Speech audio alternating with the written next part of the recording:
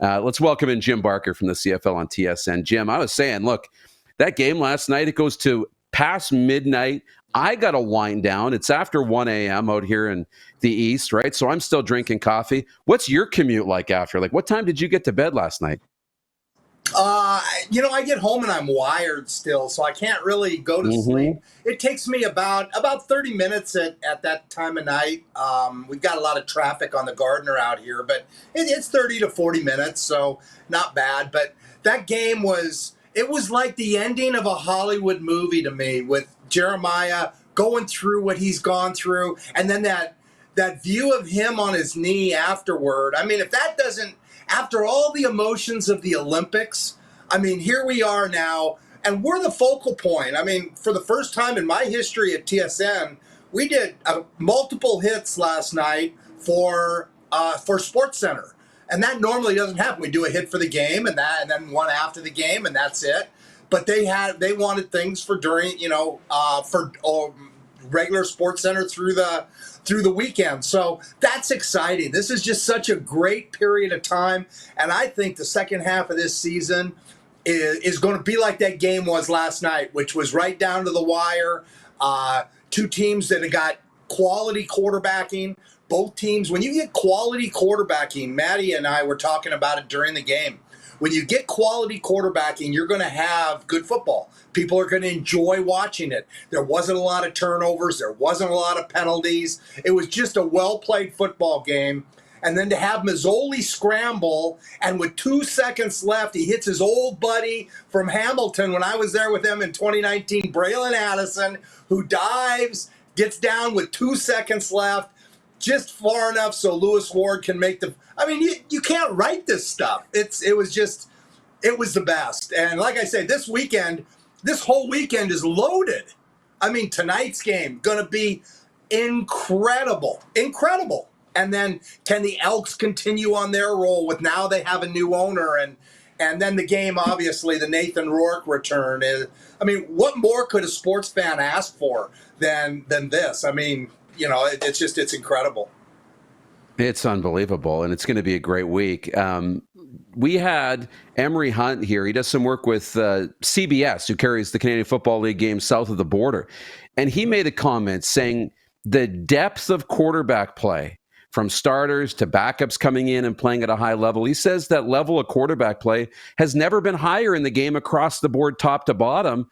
What do you think about that? Davis Alexander still supposed to start tonight for Montreal. They're going to make a change in Hamilton. While Bo's still putting up some decent numbers, it seems like, but even Shea Patterson, who didn't light the world on fire, Saskatchewan's still first in the West. So there's a lot of great quarterback play top to bottom. You're right. And Trevor Harris comes back tonight, which adds to that Saskatchewan story. And, those Saskatchewan Tim Hortons donuts, I mean, on game day, I know what it's like there in Regina on game day, and you look down at the square across from the hotel, and everybody's in their Rider jersey, and it's just such a special place. And that game tonight, the best in the East versus the best in the West. And right now at 5-3-1, Saskatchewan's the best in the West. They get their quarterback back. They get their running back back. They get their middle linebacker back. I mean, they're going to come out loaded for bear. And Davis Alexander's done fantastic.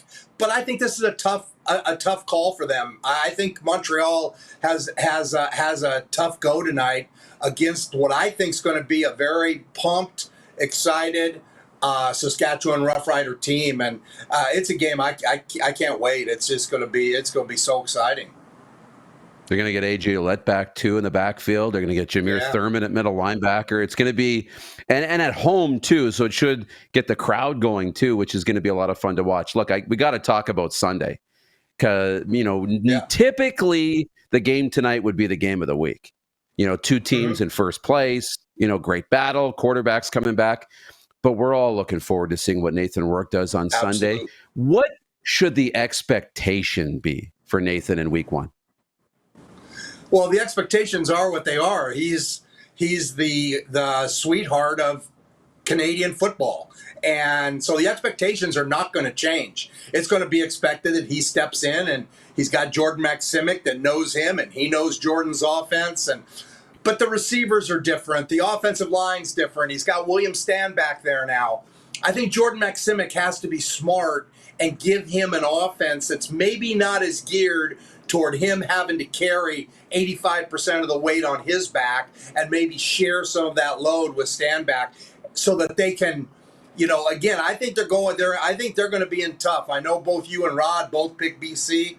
I think Winnipeg's playing well now. They shut them out last time. Again, yeah, they had Dolagala at quarterback, and this is a big difference getting Nathan Rourke back. But that Winnipeg defense is playing well, and they're playing with confidence. And if you don't think they're just sitting there in Winnipeg and watching the Nathan Rourke hoopla and Willie Jefferson and Adam Big Hill, and they're sitting there saying, okay, I can't wait till Sunday. And they're going to be playing at a high level. I mean, it's going to be an absolute fantastic football game. Yeah, I can't wait. I think it's going to be fun. I can't imagine what the ratings are going to be for that football game. So it's going to be great. Look, just a little bit down the road in Edmonton, they announced Larry Thompson as the new owner on Thursday. What was your takeaways from the press conference and just, the introduction of Larry Thompson? Well, it reminded me a bit of Calgary when, I had been there and got fired, and then Matt Dunnigan came in, he got fired, and then the team was bought by local people, and between Ted Hellard and John Frazani and Dave Sapungis and people like that, and it became a part of their team. Watching Larry Thompson there with his family, I thought, you know what? This is Edmonton. This is what Edmonton's all about, and the people of Edmonton they're not gonna look at it as them. What are they doing? They're gonna look at it as us. And Larry is one of them. And you talk about first things to do. Yeah, they're gonna let this play out. I haven't been around a situation where new owners have come in and just kept things status quo. I mean, my bet is there'll be some turnover. I think the first thing will be to find the president. Rick Lawlisher doesn't want to do it after this year. And to find that guy, I felt like, when they hired Chris Jones last time, they didn't have a president. And then they brought Victor Cui later. I think getting that settled first and kind of, again, I know Larry Thompson's been there his whole life. He knows a lot of people involved with the Elks.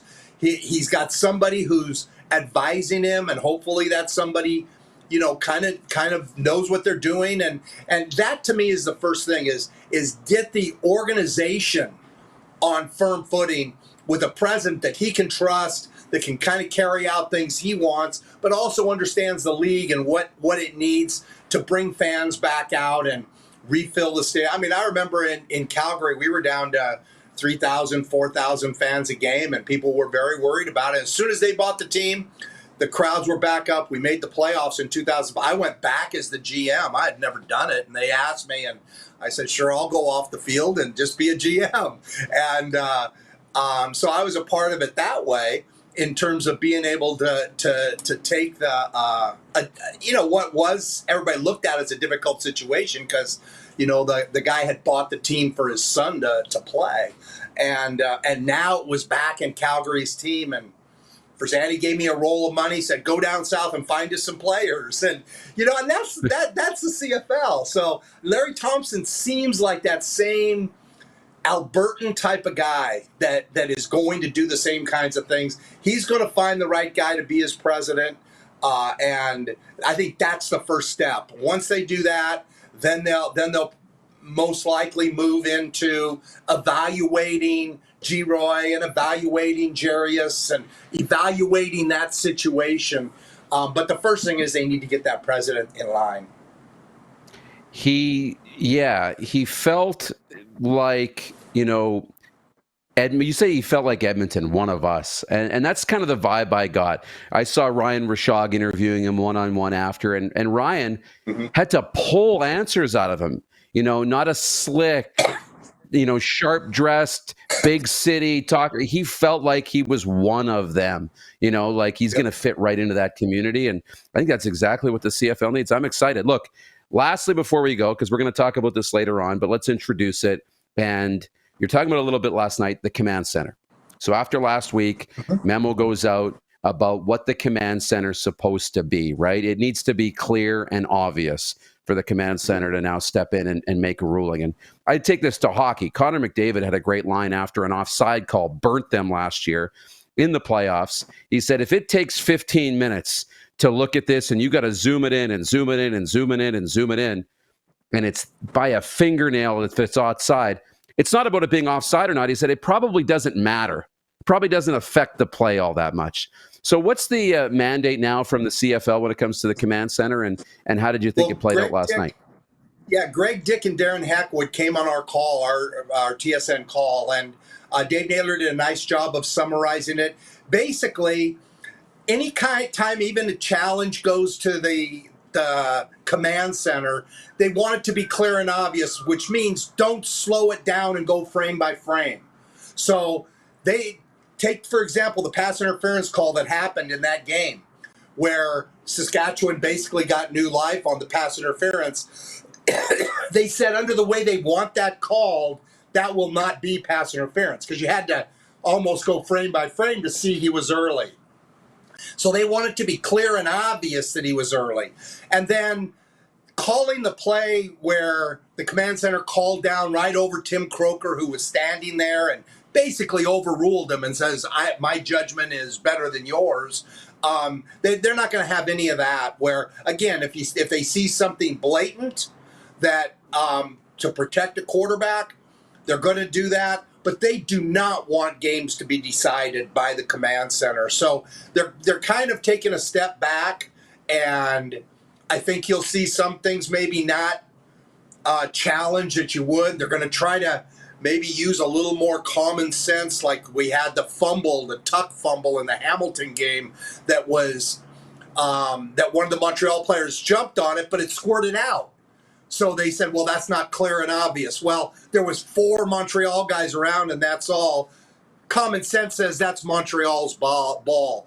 And the way that I thought Darren said it real well, he says they almost want it. The people up there have to understand the rules inside and out, but they want a fan, to be able to sit there and understand the ruling.